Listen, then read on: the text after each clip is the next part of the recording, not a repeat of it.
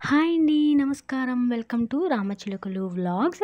ఈరోజు ఆల్రెడీ నిన్న మీకు చెప్పాను కదండీ! దూదికాయలు ఏరుతున్నాను. దూదికాయలు మనం తలగడ ఎలా చేసుకోవాలనేది చూపిస్తానని చెప్పాను కదండీ! మనకి తక్కువ కాయలు దొరికినాయి కాబట్టి ఒక చిన్న తలగడైతే చేసి చూపిస్తానండి. కుదిరితే ఒకవేళ ఎక్కువ కాయలు దొరికితే మట్టుకి ఖచ్చితంగా పెద్ద తలగడ అనేది చూపిస్తానండి.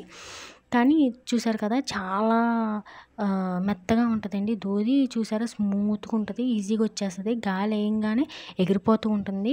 దీనిపైన ఉన్న షెల్ ఉంది కదండీ! అది మొత్తం మనం కాలితే పొయ్యిలో పెట్టుకోవచ్చు. ఈ దూది లోపలుండేది కూడా మనం పొయ్యిలో పెట్టుకోవచ్చండి. జ్యూస్ చూసారా ఈజీగా ఎలా స్మూత్‌గా వచ్చేస్తుందో పట్టుకోగానే చేతికొచ్చేస్తుందండి ఈజీగాని. ఇది బాగా దూది బయటకొచ్చేసింది. కొన్ని కాయలైతే అస్సలా బాగుంటలేదండి. కొన్ని కాయలు పోయినాయండి. లాస్ట్‌ని మీకు ఖచ్చితంగా చూపిస్తాను. ఆ పోయిన కాయలు ఎలా ఉన్నాయనేది. చూసారు కదా! ఈ విధంగా అయితే ముందుగా తీసి పెట్టుకోవాలి. తీసి పెట్టుకున్న తర్వాత నీట్‌గా ఆ కాయ దాకా ఉన్న దూదంతా తీసేయాలండి. తీసేసిన తర్వాత చూసారు కదా గింజలతో ఎలా ఉందో. ఈ విధంగా అయితే గింజలతో బాగా ఎక్కువ ఉంటదండి. కానీ ఈజీగా వచ్చేద్దండి.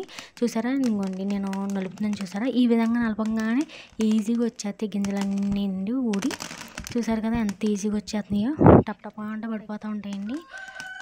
ఈ గింజలైతే పనికిరావండి. కానీ మనం పత్తికాయల్లో ఉండే గింజలైతే కాటన్ నూనెకైతే వెళ్ళిపోద్దండి.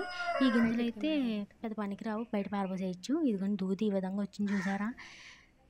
తక్కువ వచ్చిందండి. 3 కాయలు పనిచేసినాయి. కనవ 3 కాయలు పనిచేయలేదండి. పక్కన పడేసాను. అయ్యో పడిపోయింది చూసారా?